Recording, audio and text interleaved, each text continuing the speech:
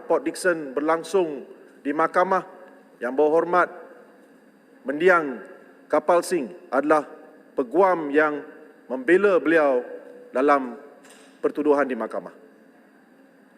Saya memegang kepada prinsip yang sama. Hari ini merupakan hari yang bersejarah.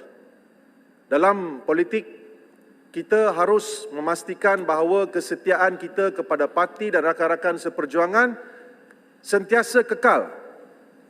Walaupun saya pada hari ini mendapati bahawa pindaan-pindaan ini adalah sesuatu yang bukan seperti yang kami mengharapkan, tetapi saya berdiri pada hari ini untuk menyokong. Kerana saya rasa finally dengan izin Timbalan Speaker, there is light at the end of the tunnel.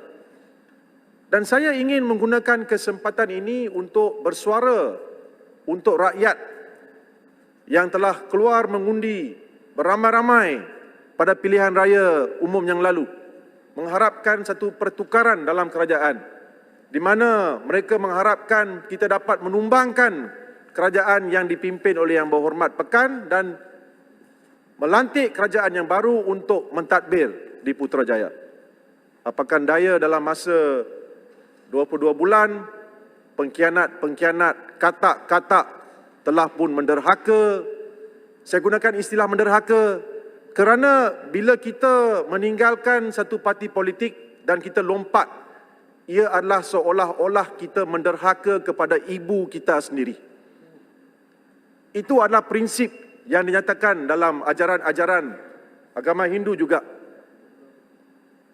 Kita boleh memaafkan seorang musuh yang berlawan berdepan dengan kita, tetapi tak boleh memaafkan, bila-bila masa tak boleh memaafkan seorang pengkhianat yang berada bersama-sama kita dan menikam kita di belakang.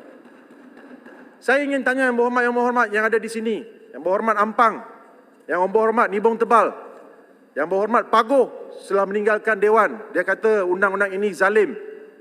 Kenapa mengkhianati kami? Kenapa mengkhianati perjuangan? Yang Berhormat Ampang memperjuangkan pimpinan Port Dickson 25 tahun, 22 tahun. Tetapi kenapakah pada saat-saat terakhir mengkhianati beliau? Yang Berhormat Nibong Tebal ada di sini, Yang Berhormat Gombak. Adakah ini prinsip-prinsip kita dalam perjuangan? Kalau kita perlu berjuang dalam medan peperangan, kalau ada risiko untuk rakan-rakan kita, kita perlu berdiri di depan untuk menerima peluru itu tersebut, untuk menyelamatkan rakan-rakan kita. So saya di sini ingin menyatakan bahawa di antara parti-parti politik yang selalu memperjuangkan undang-undang anti lompat parti ini adalah parti DAP. Dan saya di sini bangga untuk menyatakan seperti yang telah dinyatakan oleh Yang Berhormat Seremban bahawa pemimpin-pemimpin kita seperti Yang Berhormat Iskandar Puteri, mendiang Yang Berhormat Kapal Singh adalah tokoh-tokoh politik dalam parti DAP yang memperjuangkan anti-hopping law atau undang-undang yang melarang seorang ahli politik daripada lompat dari satu parti politik ke parti politik yang lain.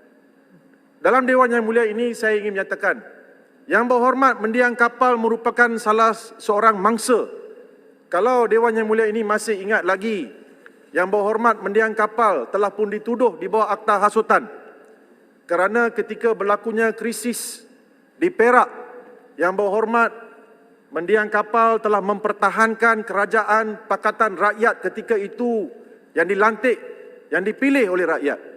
Dan disebabkan oleh sidang akbar yang diadakan oleh Yang Berhormat mendiang kapal, beliau telah diheret ke mahkamah dan dipertuduhkan di mahkamah.